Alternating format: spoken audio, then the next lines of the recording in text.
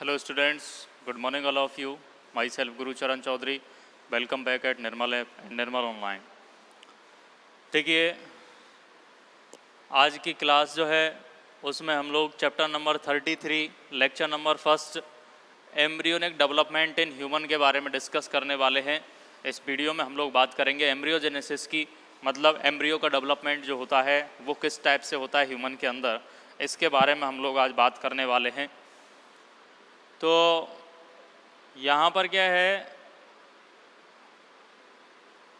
इसको अगर डिस्कस हम लोग करें एम्ब्रियोनिक डेवलपमेंट को, तो इसके लिए एक टर्म यूज में लेते हैं जिसको नेम देते हैं एम्ब्रियोजेनेसिस।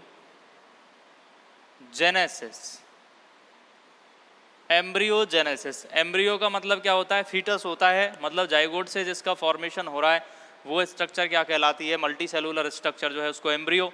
जेनेसिस का मतलब होता है टू बॉर्न, मतलब जन्म लेना। तो एम्ब्रियो किस टाइप से बॉर्न होगा, किस टाइप से एम्ब्रियो का डेवलपमेंट होगा, वो हम लोग डिस्कस करने वाले हैं। तो देखिए फर्स्ट ऑफ ऑल डेफिनेशन की बात करें तो क्या है,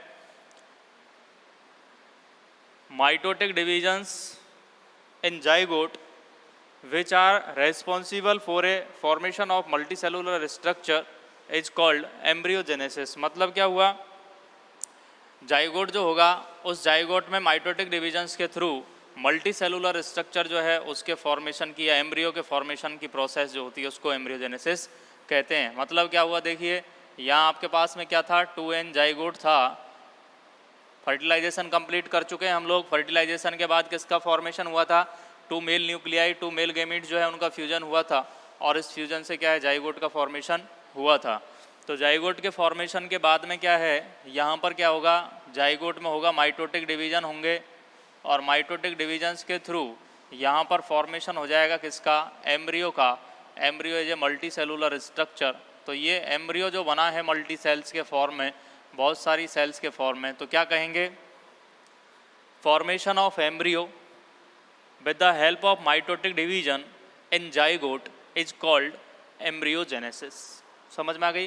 A process of formation of embryo through the mitotic division in zygote is called embryogenesis। मतलब जाइगोट में माइटोटिक डिविजन्स के थ्रू एम्ब्रियो के फॉर्मेशन की प्रोसेस जो होती है उसको क्या कहते हैं हम लोग?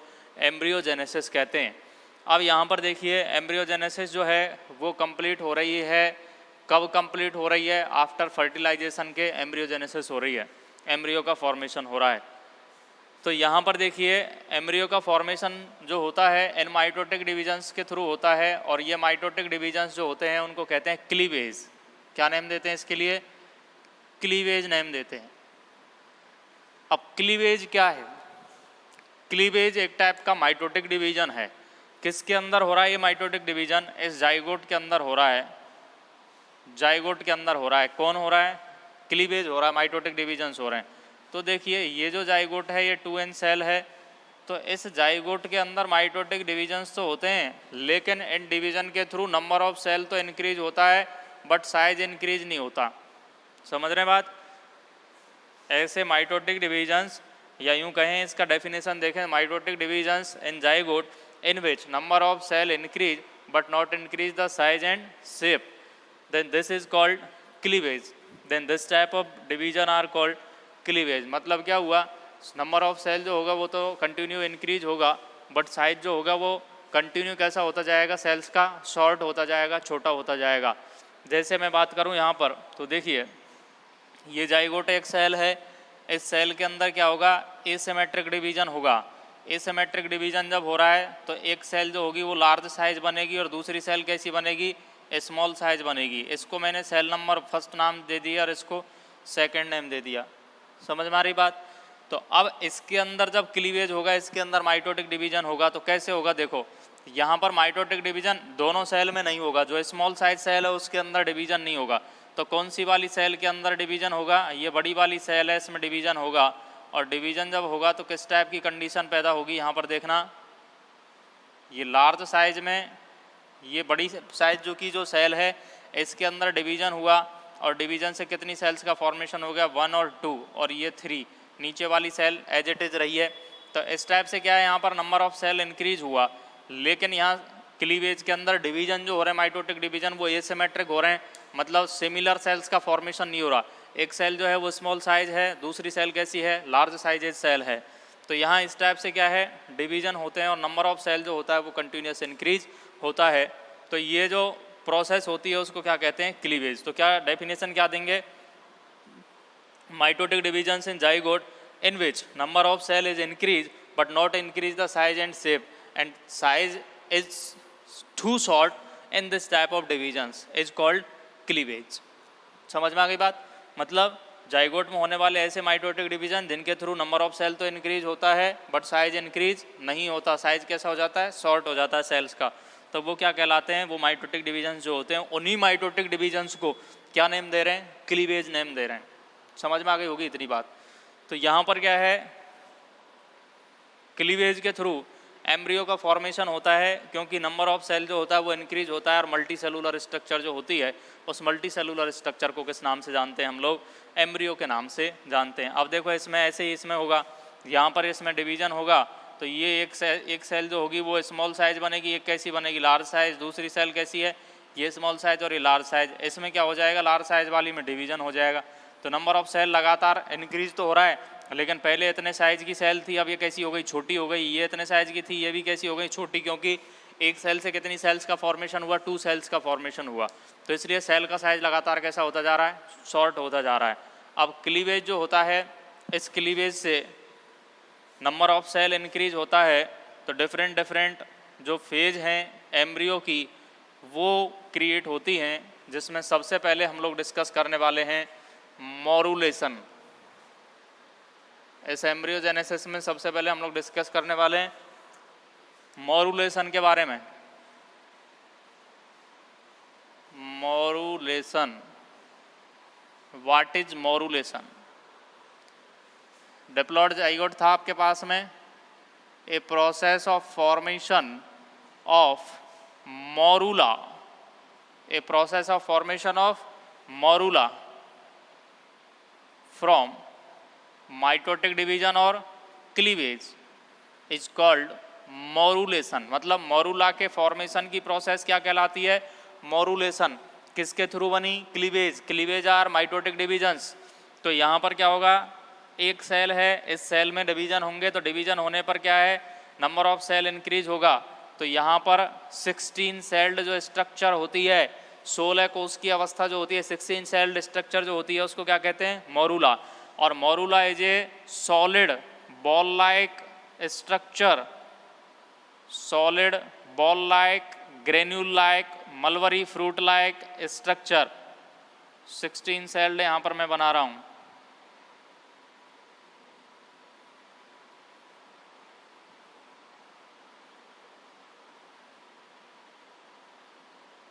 देखना, काउंट करना, 1 2 3 1 2 3 4 5 6 7 8 9 10 11 12 13 14 15 16। दो ज़्यादा बनी हैं, सॉर्ट कर देता हूँ। देखो मैं यहाँ से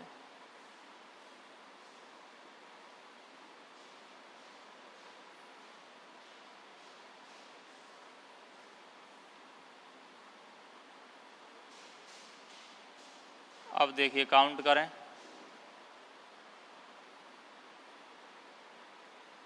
1 2 3 4 5 6, इसको मैं एक कर देता हूँ, 7 8 9 10 11 12 13 14 15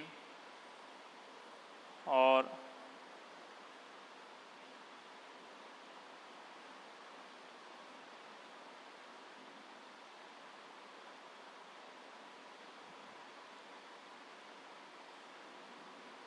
ये 16। टोटल नंबर ऑफ सेल कितना हुआ, 16 हुआ। तो 16 सेल्ड स्ट्रक्चर जो है, देखो मैंने यहाँ पर लिखा है 16, ये 16 नंबर की सेल है। तो यहाँ पर 16 सेल्ड कैसी है, सॉलिड। मॉरुला कैसा होता है, सॉलिड। कैसा होता है, मलबरी, सहतूत देखा है, सहतूत जो होता है उस सहतूत के मलबरी फ्रूट के लायक ग्रेन्यूल्स जो होते हैं उसके अंदर फ्रूट ग्रेन्यूल लाइक स्ट्रक्चर के फॉर्म में होता है।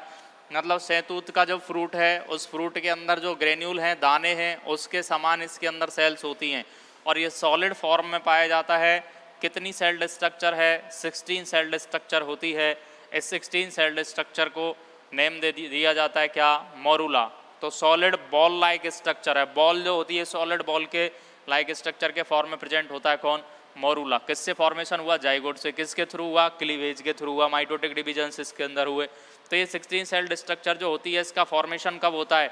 फर्टिलाइजेशन के ठीक थर्ड डे तीसरे दिन क्या होता है? ऐसे स्ट्रक्चर का फॉर्मेशन होता है। किसका? मोरूला का फॉर्मेशन होता है।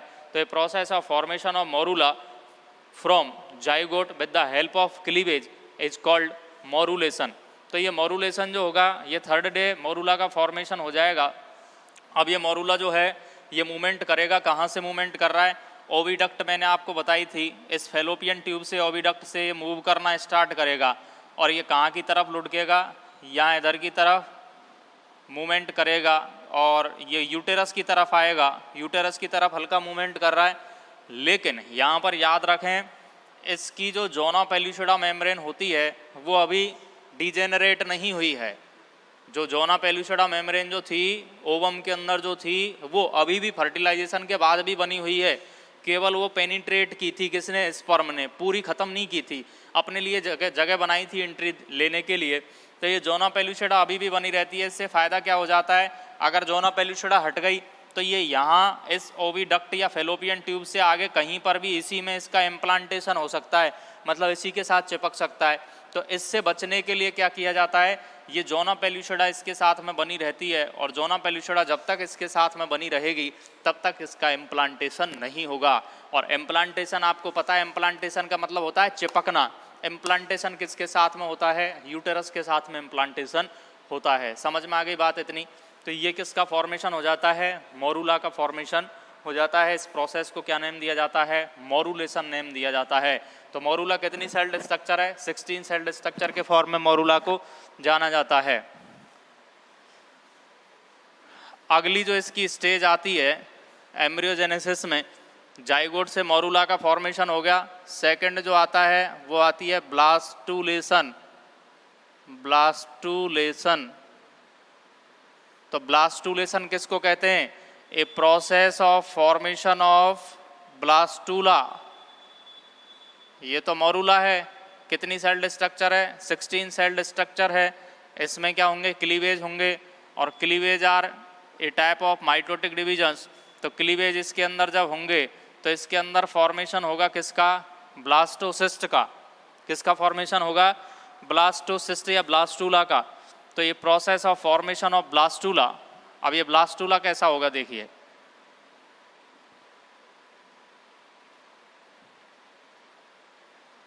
ये ब्लास्टूला है।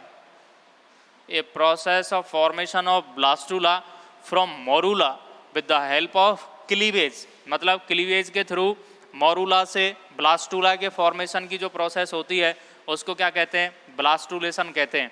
अब ये ब्लास्टूला का जो फॉर्मेशन होता है, मोरूला का फॉर्मेशन तो फर्टिलाइजेशन के थर्ड डे हुआ था, लेकिन इसका फॉर्मेशन जो होगा वो कौन से डे होगा? Fourth day. फर्टिलाइजेशन जिस दिन होगा उससे फोर्थ डेज काउंट कर लीजिए, 4 दिन काउंट कर लीजिए, उसके बाद में ब्लास्टूला का फॉर्मेशन हो जाएगा। अब याद रखना हम लोग पढ़ रहे हैं किसका? ह्यूमन का सिस्टम पढ़ रहे हैं। तो ह्यूमन का एम्ब्रियोनिक डेवलपमेंट पढ़ रहे हैं। तो ह्यूमन जो होता है वो कौन सा होता है? कौन सा एनिमल है? मैमल्स है। तो इन मैमल्स के अंदर इस ब्लास्टूला को कहते हैं ब्लास्टोसिस्ट। ब्लास्टूला को क्या नेम देते हैं? ब्लास्टोसिस्ट। और ये ब्लास्टोसिस्ट जो होती है वो 32 सेल्ड स्ट्रक्चर होती है, मतलब 32 कोष की अवस्था होती है। मोरूला तो कितनी है? 16 सेल्ड स्ट्रक्चर है। ये कितनी है? 32 सेल्ड स्ट्रक्चर है। इसके बाहर की तरफ यहाँ पर फ्लैट सेल्स की प्रेजेंस होती है। यहाँ पर ये फ्लैट सेल्स की प्रेजेंस होती है। ये कैसी सेल्स हैं? फ्लैट सेल्स हैं। किसके बाहर की तरफ? ब्लास्टोसिस्ट के आउटसाइड में फ्लैट सेल्स की प्रेजेंस होती है और ये एक लेयर का फॉर्मेशन करती है। This layer is called trophoblast. Trophoblast. This layer is called trophoblast. Many cells are present at the inner side of blastocyst. मतलब ये जो blastocyst है, इस blastocyst के अंदर की तरफ बहुत सारी सेल्स की प्रेजेंस होती है, लेकिन होता क्या है, अब ये जो मोरूला जो है, इससे जो ब्लास्टोसिस्ट बनी है, ये ब्लास्टोसिस्ट क्या है, ओविडक्ट से मूव करती हुई किधर आएगी, यूटेरस की तरफ आएगी। 4th डे इसका फॉर्मेशन हुआ है। यूटेरस के अंदर जब आएगी तो यूटेरस के अंदर से क्या है, यूटेराइन फ्लूइड जो होगा, यूटेरस का जो फ्लूइड होगा वो इसके अंदर एंट्री करेगा। तो एंट्री करने के कारण यूटेरस का फ्लूइड इसके अंदर लगातार एंट्री करता जा रहा है। तो एंट्री करने के कारण क्या होगा, एक टाइम ऐसा आएगा जब इसके अंदर जो सेल्स हैं उनको पुश किया जाएगा।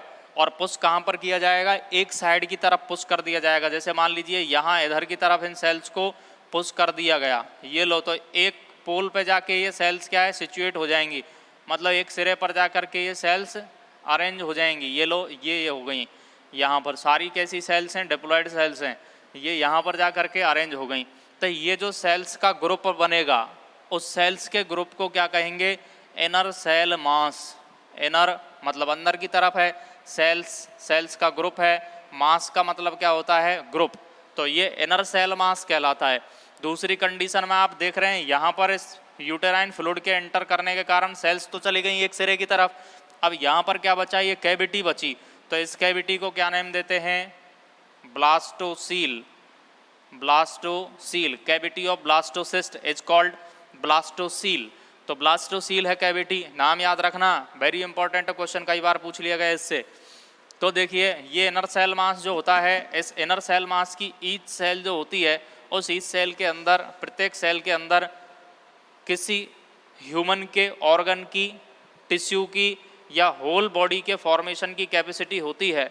तो होल बॉडी के फॉर्मेशन की कैपेसिटी होने के कारण इसको कहते हैं स्टेम सेल। एक बार क्वेश्चन पूछा भी गया है, what is stem cell. The cell of inner cell mass of blastocyst has a capacity of formation of tissue, organ and whole body which is called stem cell। क्या कहलाती है वो, stem cell. मतलब inner cell mass की cell जो होती है उसके अंदर किसी भी ऑर्गन के, टिश्यू के या होल बॉडी के फॉर्मेशन की कैपेसिटी होती है, उस सेल को क्या कहते हैं, स्टेम सेल कहते हैं। समझ में आ गई बात। तो ये स्टेम सेल जो होती हैं, ये स्टेम सेल किस में पाई जा रही हैं, इनर सेल मास में, मतलब इस ग्रुप के अंदर पाई जा रही हैं। ये कैविटी हो गई जिसको क्या नाम दे दिया, ब्लास्टोसील कैविटी नाम दे दिया। तो इस टाइप से स्ट्रक्चर होती है किसकी, ब्लास्टोसिस्ट की। अब यहाँ पर देखिए हम लोग बात करें किसकी, इम्प्लांटेशन की। इम्प्लांटेशन का मतलब क्या होता है,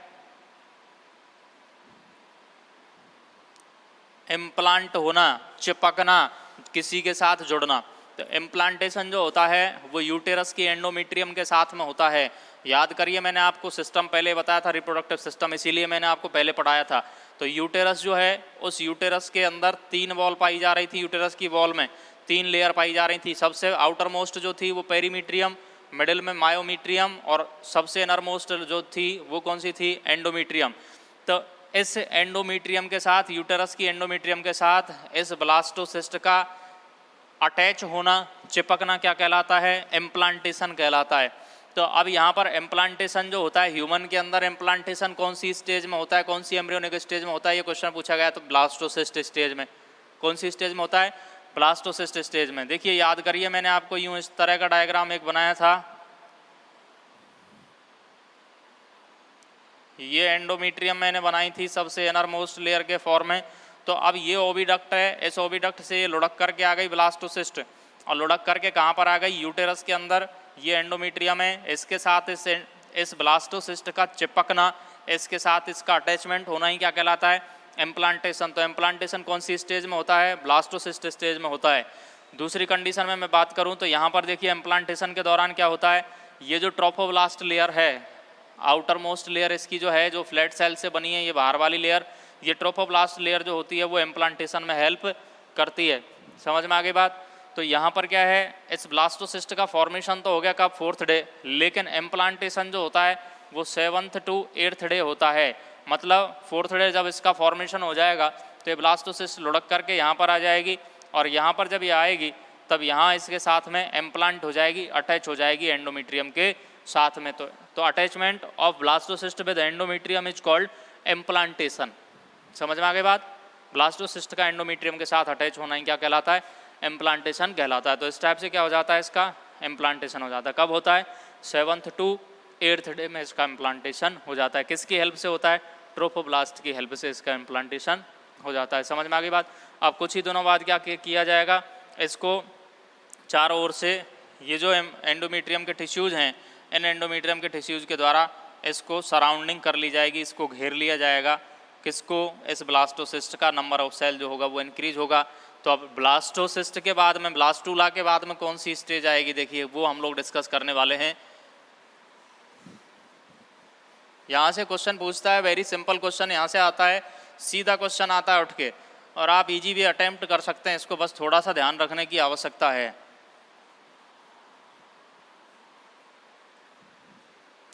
नेक्स्ट जो है थर्ड, वो है गैस्ट्रूला। गैस्ट्रूला, तो गैस्ट्रूला किसको कहते हैं? अभी हमने पढ़ा ब्लास्टोसिस्ट, ये ब्लास्टोसिस्ट पढ़ी हमने। कितने सेल्ड स्ट्रक्चर है? 32 सेल्ड स्ट्रक्चर है। तो ये process of formation of gastrula, process of formation of gastrula from blastocyst is called gastrulation. इसको क्या कहेंगे? Gastrulation. A process of formation of gastrula from blastocyst is called gastrulation. तो gastrula के formation की जो प्रोसेस होती है, उस गैस्ट्रूला के फॉर्मेशन की प्रोसेस को क्या कहते हैं? गैस्ट्रूलेशन कहते हैं। अब ये गैस्ट्रूला जो होता है ये बनता कैसे? देखिए किस टाइप से इसका फॉर्मेशन होता है। तो ट्रोफोब्लास्ट हमने पढ़ा, तो ट्रोफोब्लास्ट जो होता है वो इनरमोस्ट लेयर के फॉर्म में काम करता है। तो यहाँ पर क्या होता है? गैस्ट्रूला का फॉर्मेशन इस टाइप से होता है। ये आउटर मोस्ट जो लेयर होती है गैस्ट्रूला की, ये कुछ स्थानों से अंदर की तरफ इसकी पुशिंग हो जाती है। पुशिंग का मतलब ये अंदर की तरफ दब गई, यहाँ से, जैसे यहाँ से दब गई। तो ये वाली एक तो लेयर कौन सी हो गई? ये लेयर हो गई, ये आउटर मोस्ट लेयर हो गई। आउटर मोस्ट लेयर के फॉर्म में प्रेजेंट है।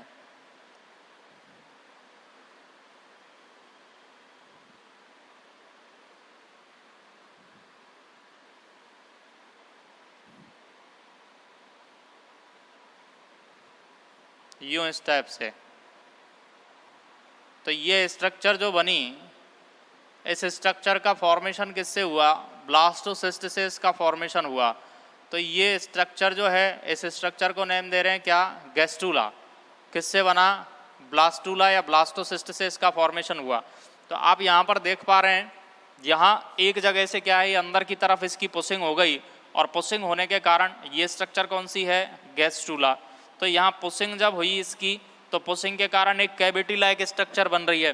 तो ये cavity of gastrula is called archenteron. Very important, पूछा गया कई बार। This cavity is known as archenteron. Archenteron, ये कैविटी कौन सी है? आर्केंटेरॉन। ब्लास्टूला की कैविटी कौन सी है? ब्लास्टोसील। और गैस्ट्रूला की कैविटी का नेम क्या है? आर्केंटेरॉन। अब यहाँ पर देखिए, ये यहाँ से धसी अंदर की तरफ इसकी पुशिंग हो गई। तो पुशिंग होने के कारण क्या हो गया? इस कैविटी का निर्माण, फॉर्मेशन हो गया। कैविटी का नेम दे दिया क्या? आर्केंटेरॉन। आउटर मोस्ट लेयर के फॉर्म में यहाँ पर क्या है? अब आगे जाके गैस्ट्रूला जो होगा, उस गैस्ट्रूला का डिफ्रेंसिएशन होगा, स्पेशलाइजेशन होगा। तो यहाँ पर 3 जर्मिनल लेयर्स जो है उनका फॉर्मेशन होगा। और ये जर्मिनल लेयर्स जो होंगी, वो जर्मिनल लेयर्स कौन सी होंगी? आउटर मोस्ट लेयर के फॉर्म में प्रेजेंट होगी। कौन सी? एक्टोडर्म। कौन सी लेयर है? एक्टोडर्म। ये वाली जो है मिडिल पार्ट में है, ये कौन सी है? मीजोडर्म। और यहाँ पर ये इनर पार्ट की तरफ है, उसको नेम देंगे क्या? एंडोडर्म। तो 3 जर्मिनल लेयर्स का फॉर्मेशन हुआ। कौन सी हुई? फर्स्ट एक्टोडर्म, सेकंड मीजोडर्म, और थर्ड कौन सी है? एंडोडर्म। ये एम्ब्रियो के अंदर इन जर्मिनल लेयर्स का फॉर्मेशन हो रहा है। इन्हीं तीनों जर्मिनल लेयर से क्या होता है? होल बॉडी के जो ऑर्गन्स होते हैं, उन ऑर्गन्स का फॉर्मेशन होता है। मतलब जितने सारे भी ऑर्गन बनने बॉडी के, वो ओनली और ओनली इन 3 जर्मिनल लेयर से उनका फॉर्मेशन होता है। कुछ का एक्टोडर्म से होता है, कुछ का मीजोडर्म से होता है, और कुछ का एंडोडर्म से होता है। इन जर्मिनल लेयर्स का फॉर्मेशन किस में हो रहा है? गैस्ट्रूला में हो रहा है। ब्लास्टोसिस्ट से या ब्लास्टूला से गैस्ट्रूला के फॉर्मेशन की प्रोसेस क्या हो जाएगी? गैस्ट्रूलेशन हो जाएगी।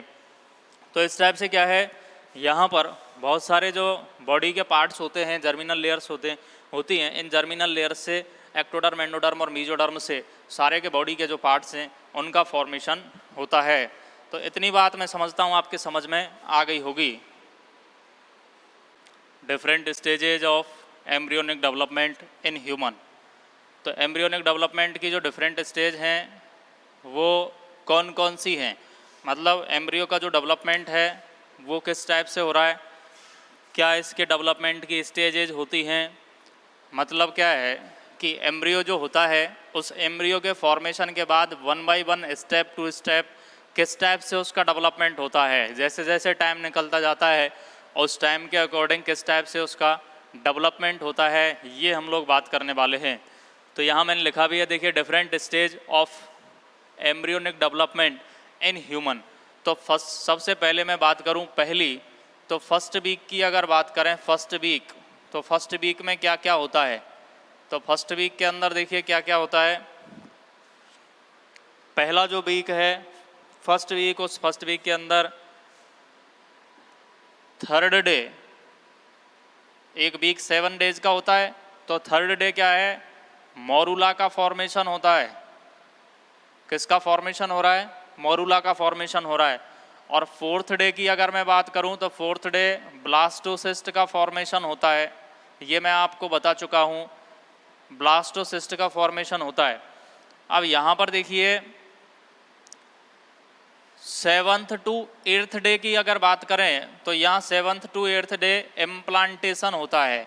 इम्प्लांटेशन का मतलब आप जानते ही हैं, एम्ब्रियो का यूटेरस की एंडोमेट्रियम के साथ अटैचमेंट होना, अटैच्ड होना क्या कहलाता है, इम्प्लांटेशन कहलाता है। तो इम्प्लांटेशन यहाँ पर हो जाएगा कब, 7th to 8th डे में।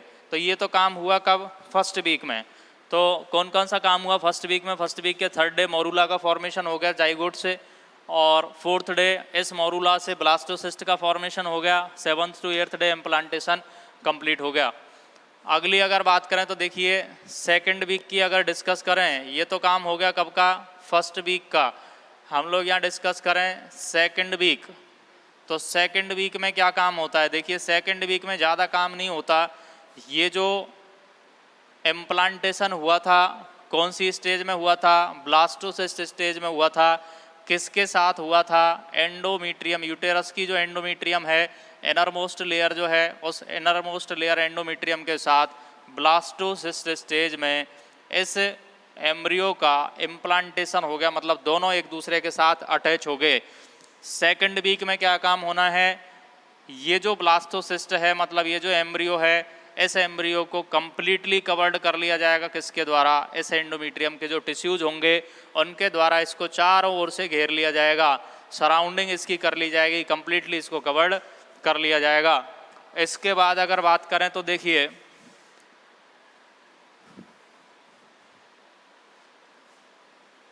ये तो हो गया कौन सा, सेकंड वीक।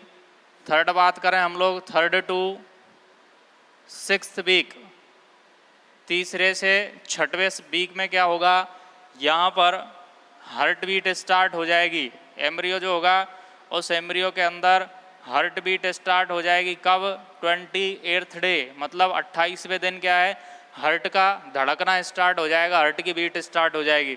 और हार्ट बीट रेट जो होगी वो कितनी रहेगी, 113, 113 बीट पर मिनट, मतलब एक मिनट में कितनी बार बीट हो रही है, धड़कन कितनी चल रही है, 113, 113 चल रही है। तो 11, लेकिन अगर हम लोग एडल्ट की बात करें तो वहाँ 72 ही रह जाती है। लेकिन इसका मतलब क्या हुआ कि जो ये एम्ब्रियो होता है इसकी हार्ट बीट एडल्ट जो होता है, ह्यूमन होता है, उससे कहीं ज़्यादा होती है। दूसरी कंडीशन में अगर 3rd to 6th वीक की अगर बात करें तो यहाँ पर क्या हो जाएगा, एमनियोटिक फ्लूइड एक होता है, उस एमनियोटिक फ्लूइड का फॉर्मेशन होगा। एमनियोटिक फ्लूइड कहाँ होता है, यूटेरस के अंदर।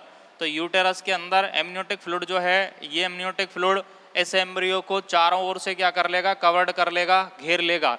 इस एमनियोटिक फ्लूइड का काम क्या होता है, एक्सटर्नल जो इंजरी होती है, मतलब बाहर से अगर कोई इंजरी होती है, कोई चोट होती है, कोई पुशिंग होती है, कोई धक्का लगता है, तो उससे प्रोटेक्ट करने का काम किसके द्वारा किया जाता है, इस एमनियोटिक फ्लूइड के द्वारा। ये एमनियोटिक फ्लूइड एम्ब्रियो को किसी भी टाइप की इंजरी से प्रोटेक्ट करने का काम करता है, इसको सुरक्षा प्रोवाइड करवाने का काम करता है। ये काम हो जाता है कब? 3rd to 6th वीक में। अगली अगर बात करें तो देखिए 3rd के बाद में 6 वीक के बाद 4th जो स्टेज आएगी इसकी 6th to 8th week, 6th to 8th week. 6 से 8वें वीक में क्या होगा? देखिए यहाँ पर डेवलपमेंट इसके कंपैरिजन में और ज़्यादा यहाँ पर डेवलपमेंट होना है। तो यहाँ डेवलपमेंट जब होगा तो इसके अंदर क्या है? हार्ट बीट जो होगी वो हार्ट बीट इंक्रीज हो जाएगी। कितनी हो जाएगी? 167 बीट पर मिनट, 167 167 बीट पर मिनट हो जाएगी। यहाँ कितनी थी? यहाँ 113 थी और यहाँ कितनी हो गई? देखो 167 हो गई, मतलब बढ़ गई, इंक्रीज हुई हार्ट बीट। दूसरी कंडीशन में लीवर जो होगा उस लीवर के अंदर क्या है? आरबीसी का फॉर्मेशन स्टार्ट हो जाएगा। याद रखें आप लोग, एम्ब्रियो के अंदर आरबीसी का फॉर्मेशन कहाँ होता है? लीवर के अंदर होता है। लेकिन अगर जनरली बात करें तो जनरली जो एडल्ट के अंदर अगर बात करें तो वहाँ आरबीसी का फॉर्मेशन रेड बोन मैरो जो होती है, उस रेड बोन मैरो, बोन की जो रेड बोन मैरो होती है उसके अंदर आरबीसी का फॉर्मेशन होता है। लेकिन अगर एम्ब्रियो की बात करें तो आरबीसी का फॉर्मेशन कहाँ हो रहा है? लीवर के अंदर हो रहा है। समझ में आ गई होगी बात? अब देखिए इसके अलावा क्या है? फिंगर्स जो होते हैं उन फिंगर्स के साइन क्या हो जाते हैं? डेवलप होने लग जाते हैं। फिंगर्स के साइन डेवलप होने का मतलब है उंगलियां या फिंगर से बनती तो है नहीं, लेकिन उनके ग्रोथ जो होती हैं या साइन जो होते हैं वो क्या है? शो होने लग जाते हैं, रिप्रेजेंट होने लग जाते हैं। ये काम होता है कब? 6 to 8th वीक। अगली अगर बात करें तो देखिए अगला स्टेप जो होगा 5th स्टेप में क्या होगा?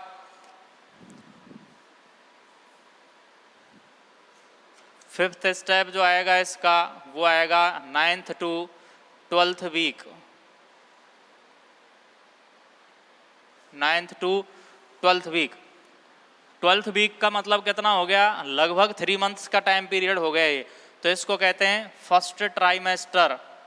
First trimester. ट्राइमेस्टर का मतलब क्या होता है? 3 मंथ्स का ग्रुप क्या कहलाता है? ट्राइमेस्टर।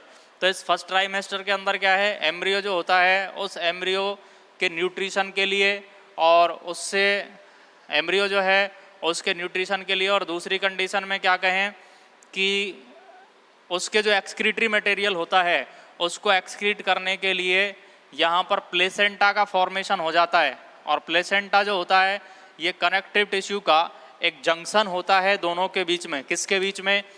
फीटस या एम्ब्रियो और मदर, दोनों के बीच में जंक्शन का काम कौन करता है? ये प्लेसेंटा करता है। और प्लेसेंटा जो होता है वो टिश्यूज़ का एक ग्रुप होता है, टिश्यूज़ का एक कह सकते हैं कि मास होता है। तो इस प्लेसेंटा का फॉर्मेशन फर्स्ट ट्राइमेस्टर में मतलब 9th to 12th वीक में लगभग कंप्लीट हो चुका होता है। इतना काम हो चुका होता है। इसके अलावा अगर बात करें तो जो टीथ होते हैं उन टीथ के लिए जो इसके जो टेम्पलेट होते हैं, मतलब ढांचा जो होता है इनका, वो बनना स्टार्ट हो चुका होता है। दांत तो नहीं निकलते लेकिन उसके फॉर्मेशन की तैयारी स्टार्ट हो चुकी होती है। प्रिपरेशन जो है वो तैयार हो चुकी होती है। कब? फर्स्ट ट्राइमेस्टर में 9th to 12th वीक में, 9 से 12वें सप्ताह के अंदर, मतलब लगभग 85-90 दिन का जब एम्ब्रियो हो जाता है, 85 to 90 डेज का एम्ब्रियो जब हो जाता है तो प्लेसेंटा का डेवलपमेंट कंप्लीट हो जाता है इसके अंदर। और प्लेसेंटा जो होता है वो क्या है? एक्सक्रीटरी मटेरियल को बाहर निकालने का काम करता है और न्यूट्रिशन प्रोवाइड करवाने का काम करता है एम्ब्रियो के लिए। अगली अगर बात करें तो देखिए number 6 step 4th month, week नहीं मंथ आ गया अब। तो 4th मंथ के अंदर क्या होगा?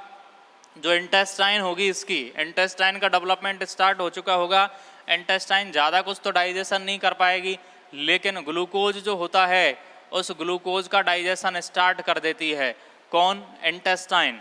और एक्सक्रीटरी मटेरियल जो होता है, इसके डाइजेशन के बाद जो एक्सक्रीटरी मटेरियल बनता है उस मटेरियल को एक स्पेशल टर्म नाम दिया जाता है मेकोनियम। क्या नाम देते हैं इसको?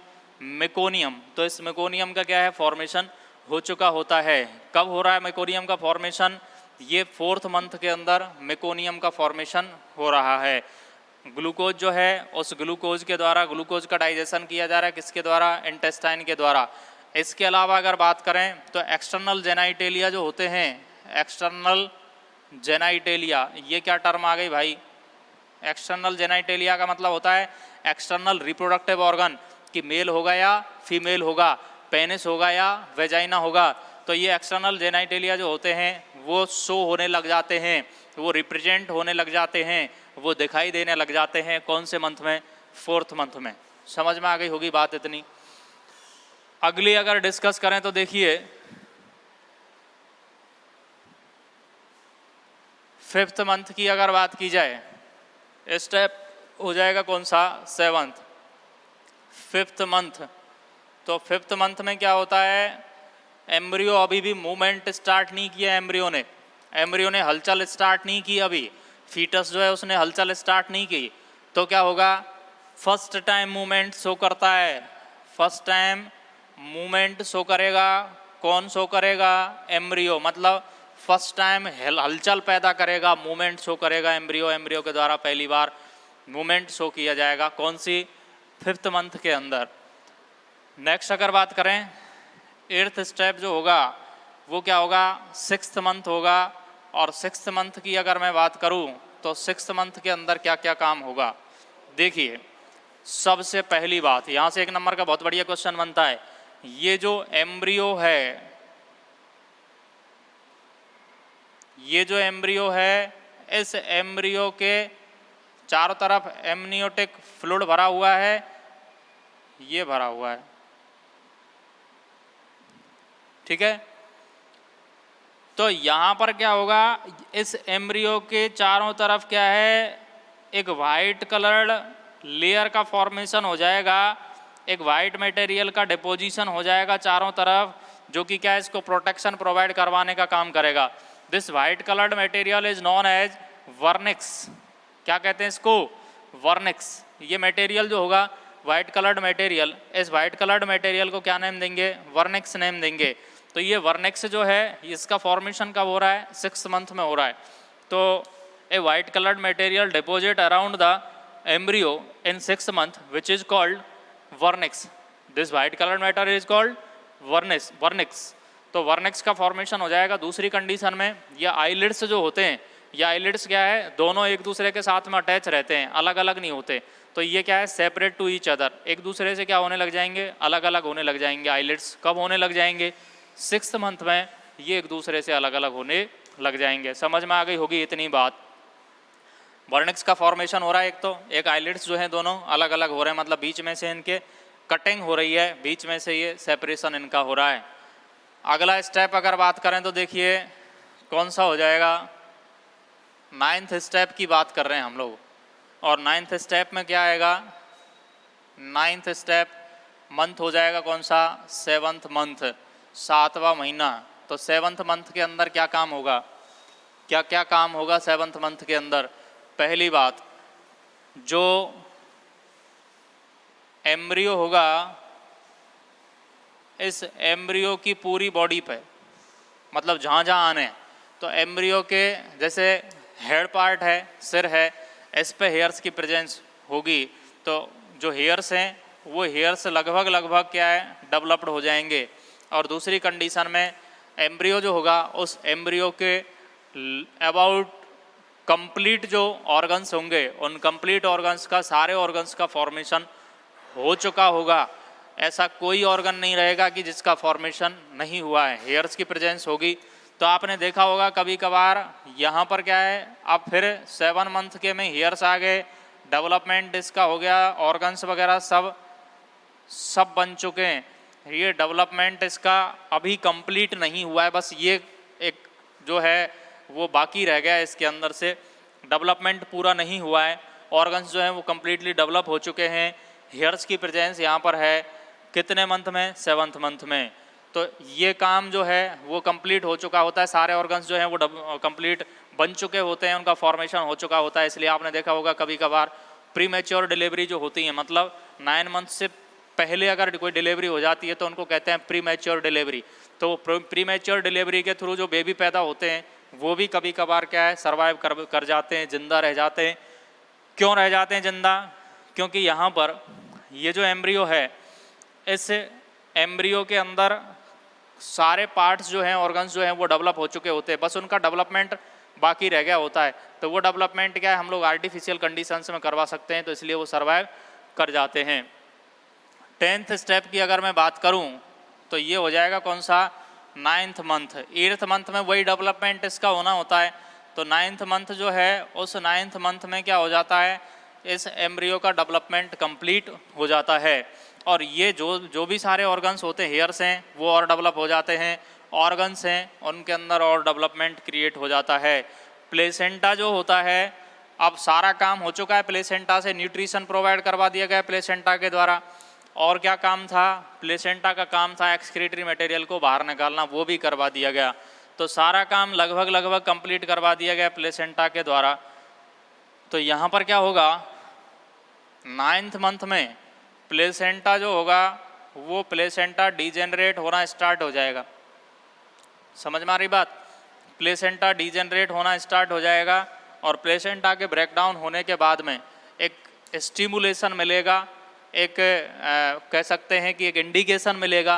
किसके लिए इंडिकेशन मिलेगा, नर्वस सिस्टम के लिए इंडिकेशन मिलेगा। और यहाँ से क्या है, कंप्लीट जो मैच्योर बेबी होगा वो कंप्लीट मैच्योर बेबी पार्चुरेशन के थ्रू क्या हो जाएगा, उसकी बर्थ हो जाएगी। और बर्थ के बाद में वो जो बर्थ कैनाल है, उस बर्थ कैनाल से कम्स आउट, बाहर आ जाएगा। तो इस टाइप से क्या है, एम्ब्रियोनिक डेवलपमेंट की जो डिफरेंट स्टेज हैं वो मैंने आपको डिस्कस कर दी हैं। और ये सारी स्टेज जो हैं, और सारी स्टेज कंप्लीट होती हैं कहाँ पर, इस 9th मंथ में। मतलब कंप्लीटली डेवलपमेंट जो होना होता है वो 9th मंथ में हो जाता है। तो गेस्टेशन पीरियड की अगर बात करें तो गेस्टेशन पीरियड 270 to 290 डेज का होता है।